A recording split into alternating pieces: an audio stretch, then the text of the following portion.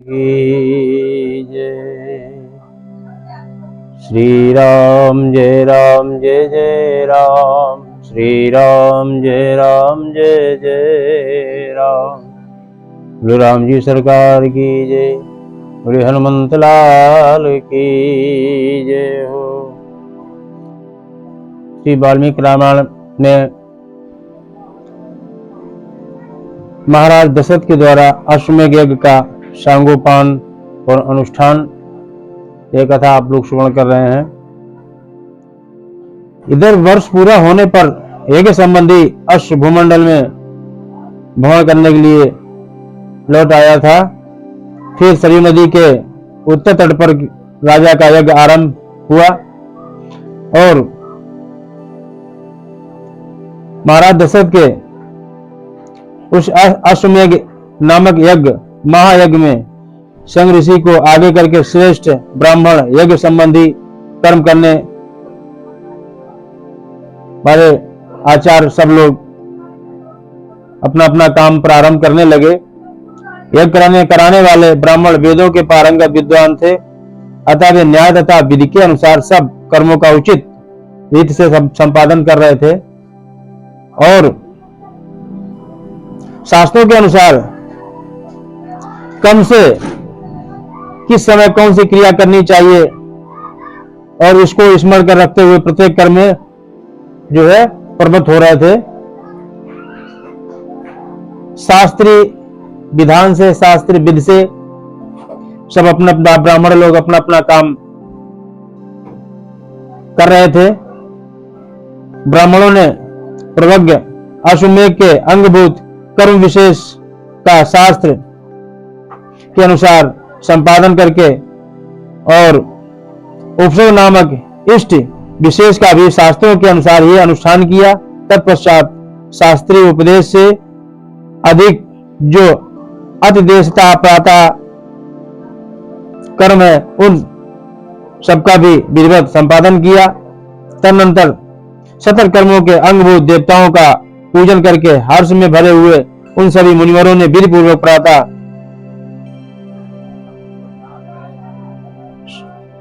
श्रवण आदि अर्थात प्रातः श्रवण, मध्याह्न श्रवण तथा तृतीय श्रवण कर्म किए। इंद्र देवताओं को विधि पूर्वक हविष्य का भाग अर्पित किया।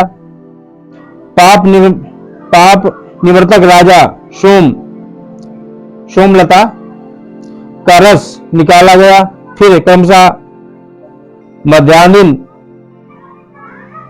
श्रवण का कार्य प्रारंभ किया। तत्पश्चात उन श्रेष्ठ ब्राह्मणों ने शास्त्रों से देख करके और भाल करके मनस्वी राजा दशरथ के तृतीय श्रवण कर्म का भी विधिवत संपादन किया। ये यज्ञ का विधान होता है प्रातः श्रवण और मध्याह्न श्रवण और सायं श्रवण, ये किए जाते हैं हविष्य के साथ में। और इसके बाद महाराज श्रृंगी आदि महर्षियों ने वहां पर अभ्यास काल में सीखे गए अक्षरों से युक्त स्वर और वर्ण से संपन्न मंत्रों द्वारा इंद्र आदि श्रेष्ठ देवताओं का आवाहन किया। मधुर एवं मनोरम समगान के लय में गाए हुए आवाहन मंत्रों द्वारा देवताओं का आवाहन करके देवताओं ने उन्हें उनके योग्य हविष्य के भाग समर्पित किए गए। उस यज्ञ में कोई अयोग्य तथा विपरीत आहुति नहीं डाली जा रही थी, कहीं कोई भूल नहीं हो रही थी। अनजान में भी कोई कर्म छूटने नहीं पाया, क्योंकि वहां सारा कर्म मंत्रोच्चारण पूर्वक संपन्न होता दिखाई दे रहा था। महर्षियों ने सब कर्म क्षेम युक्त एवं निर्विघ्न परिपूर्ण किए। यज्ञ के दिनों में कोई भी ऋतुज थका मारा या भूखा प्यासा नहीं दिखाई देता था। उसमें कोई भी ब्राह्मण ऐसा नहीं था जो विद्वान न हो अथवा जिसके 100 से कम शिष्य या सेवक रहे हो। उस यज्ञ में प्रतिदिन ब्राह्मण भोजन करते थे, क्षत्रिय और वैश्य भी भोजन पाते थे तथा शूद्रों को भी भोजन उपलब्ध होता था। तापस और भ्रमण भी भोजन करते थे।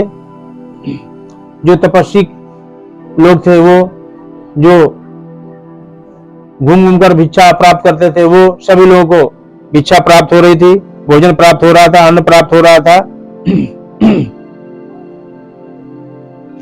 बूढ़े, रोगी, स्त्रियां तथा बच्चे भी अथेष्ट भोजन पाते थे। भोजन इतना स्वादिष्ट होता था कि निरंतर खाते रहने पर भी किसी का मन नहीं भरता था, क्योंकि वो भगवान का भोग लगाया हुआ प्रसाद, और प्रसाद ही नहीं, वो महाप्रसाद कहा जाता है। महाप्रसाद सबको प्राप्त हो रहा था। इसके बाद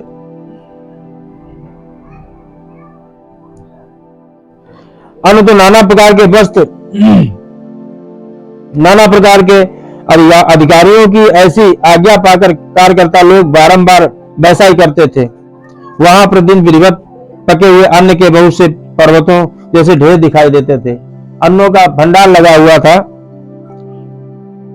और महामनुष्य राजा दशरथ के उस यज्ञ में नाना देशों से, प्रत्येक देश से आए हुए स्त्री पुरुष अन्न पान द्वारा बलि भांति तृप्त किए गए थे। सभी लोगों को भोजन कराया जाए, सभी लोग बड़ा तृप्त हो रहे थे भोजन करके, और महाराज दशरथ की प्रशंसा, भूरी भूरी प्रशंसा करते थे। तथा श्रेष्ठ ब्राह्मण भोजन विधिवत बना रहे थे, बहुत स्वादिष्ट भोजन बना रहे थे, और खाने वाले बड़ी प्रशंसा कर रहे थे। राजा सदा ही यही सुनते थे कि हम लोग खूब तृप्त हुए, आपका कल्याण हो। जो आता था वो यही कहता था, हे महाराज आपका कल्याण हो, हम खूब तृप्त हो रहे हैं, हम संतुष्ट हो रहे हैं। और बड़ी प्रसन्नता से सभी लोग भोजन को पा रहे थे, अन्न को प्राप्त कर रहे थे। वस्त्र आभूषण से अलंकृत हुए पुरुष ब्राह्मणों को भोजन परोसते थे, और उन लोगों को जो दूसरे लोग सहायता करते थे, उन्होंने भी विशुद्ध मणिमय कुंडल धारण कर रखे थे। एक सवन समाप्त करके दूसरे सवन के आरंभ होने से पूर्व जो अवकाश मिलता था, उसमें उत्तम वक्त ही वीर ब्राह्मण एक दूसरे को जीतने की इच्छा रखते थे, क्योंकि हम आपसे अच्छा बनाएंगे, हम आपसे अच्छा पकाएंगे, एक दूसरे से यही बात करते थे। राजा के उस यज्ञ में कोई भी सदस्य ऐसा नहीं था जो व्याकरण आदि 6 अंगों का ज्ञाता न हो, जिसने ब्रह्मचर्य व्रत का पालन न किया हो तथा जो बहुशुद्ध न हो। वहां कोई ऐसा द्विज नहीं था जो वाद विवाद में कुशल न हो। एक से एक महान परम विदुषी विद्वान ब्राह्मण वहां पर उपस्थित थे, और भली भांति कुशल ब्राह्मण कर्मकांड में निपुण सभी वहां पर लगे हुए थे, कर्मकांड करा रहे थे।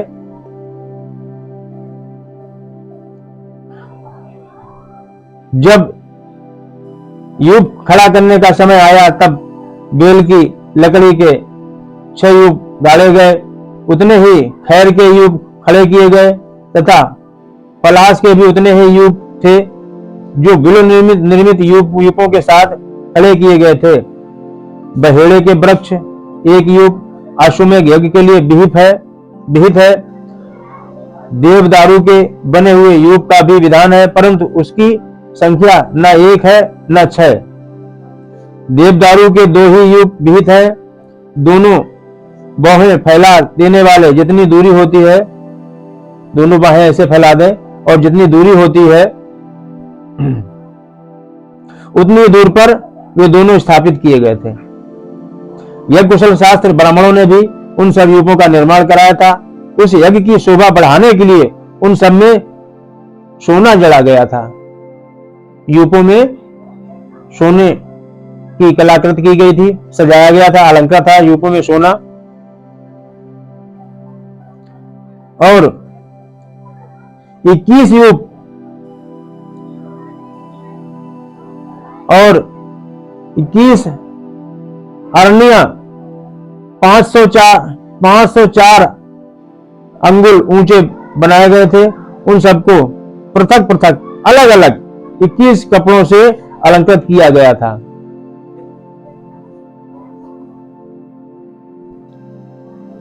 बहुत ही अच्छा विधान राजा दशरथ जी के यहाँ अश्वमेध यज्ञ में किया गया था, क्योंकि 21 यूप और 21 अरनिया वहां पर और 504 अंगुल ऊंचे बनाए गए थे, उन सबको पृथक पृथक अलग अलग 21 कपड़ों से अलंकृत किया गया था। कारीगरों द्वारा अच्छी तरह बनाए गए वे सभी सुदृढ़ यूप विधि पूर्वक स्थापित किए गए थे। वे सबके सब 60 कोणों से सुशोभित थे, 60 अंश के कोण में सुशोभित थे।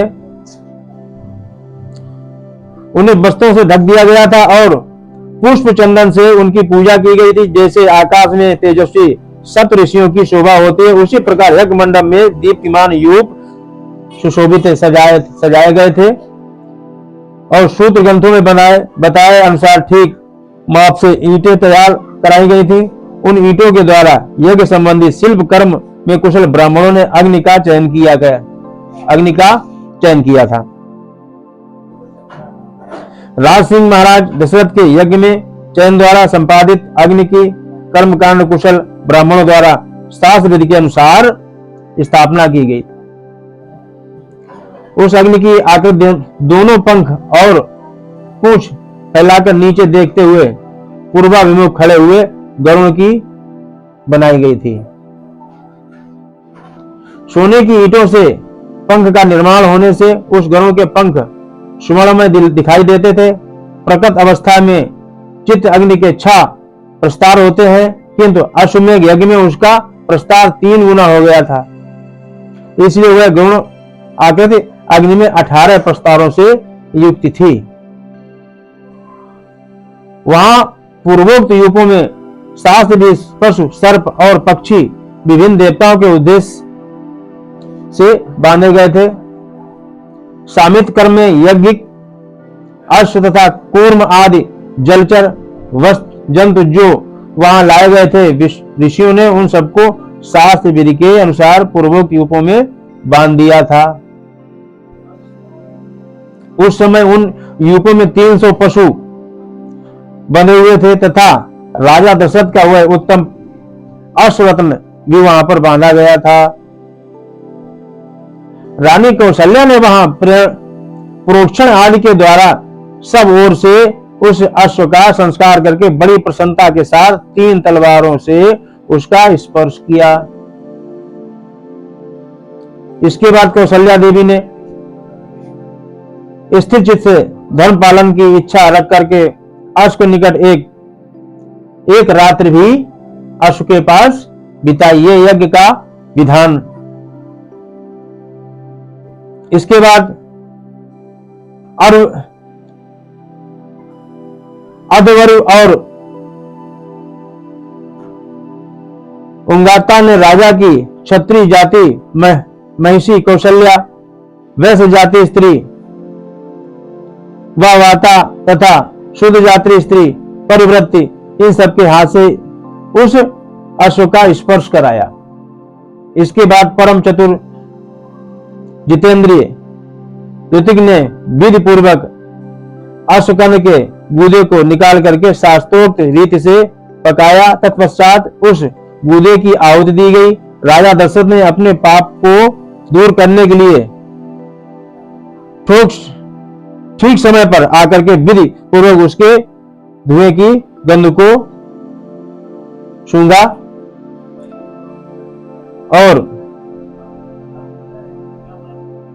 उस अश्वमेध यज्ञ के अंगभूत जो हवनी पदार्थ थे, उन सबको लेकर के समस्त 16 ऋतुज ब्राह्मण अग्नि में विधिवत आहुति देने लगे।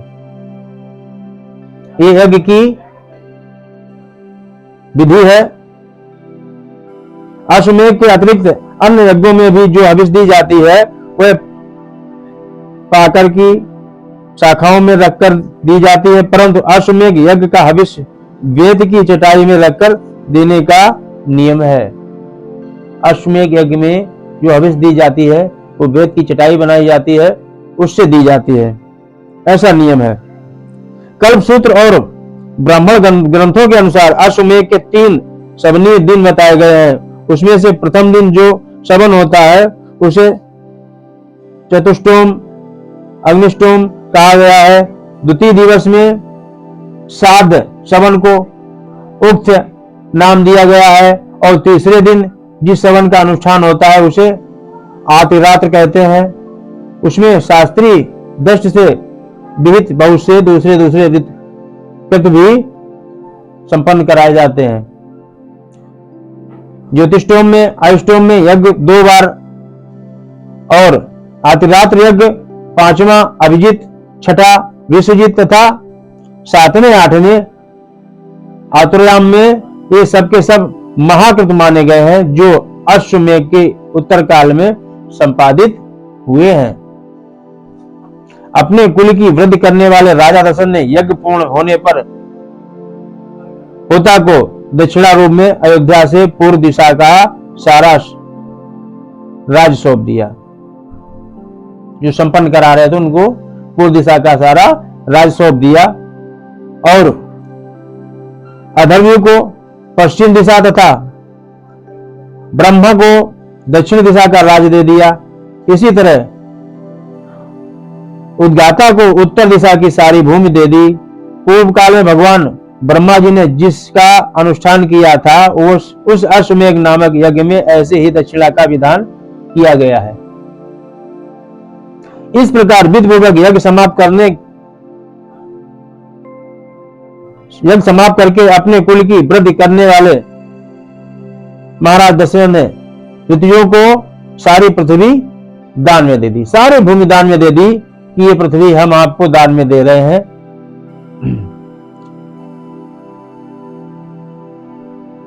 और यो दान देकर के इक्ष्वाकु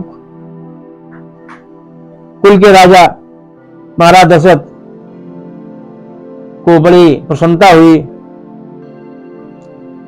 महाराज ने अकेले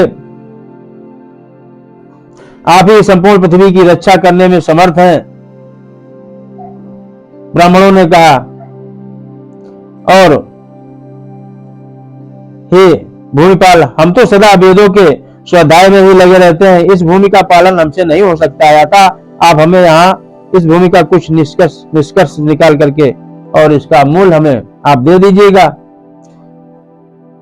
और हम भूमि को क्या करेंगे।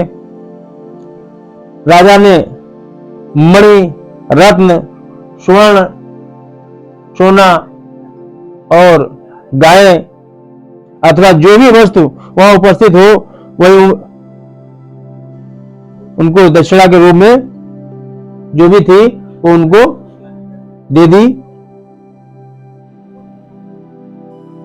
और वेदों के पारागामी विद्वान ब्राह्मणों के पास ऐसा कहने पर राजा ने उन्हें 10 लाख गौएं प्रदान की, 10 करोड़ स्वर्ण मुद्रा तथा उससे 4गुनी रजत मुद्रा अर्पित की।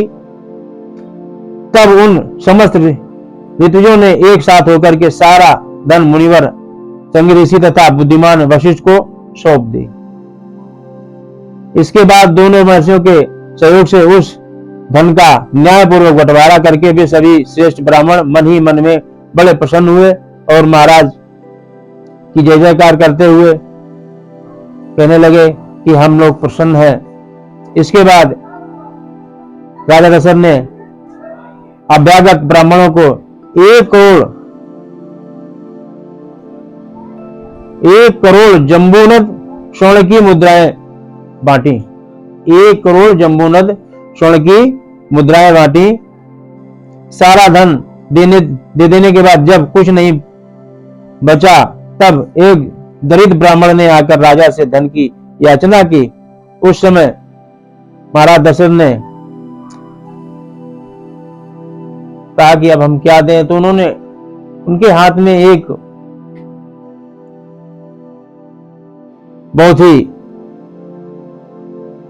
बहुत ही अच्छा और रत्नों से अलंकृत महाराज जी के हाथ में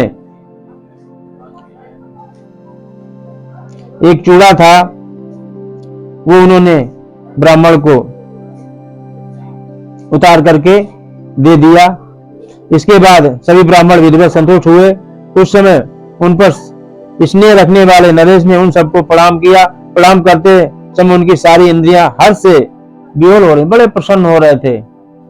महाराज दशरथ बड़े रोमांचित हो गए पर और पृथ्वी पर लेट करके सभी ब्राह्मणों को, ऋषि को, महाराज वशिष्ठ को साष्टांग दंडवत प्रणाम किया और उत्तम यज्ञ का पूर्ण फल पाकर राजा दशरथ के मन में बड़ी प्रसन्नता हुई। वह यज्ञ उनके सब पापों का नाश करने वाला तथा उन्हें स्वर्ग लोक में पहुंचाने वाला था। साधारण राजाओं के लिए उस यज्ञ को आदि से अंत तक पूर्ण कर लेना बहुत ही कठिन काम था।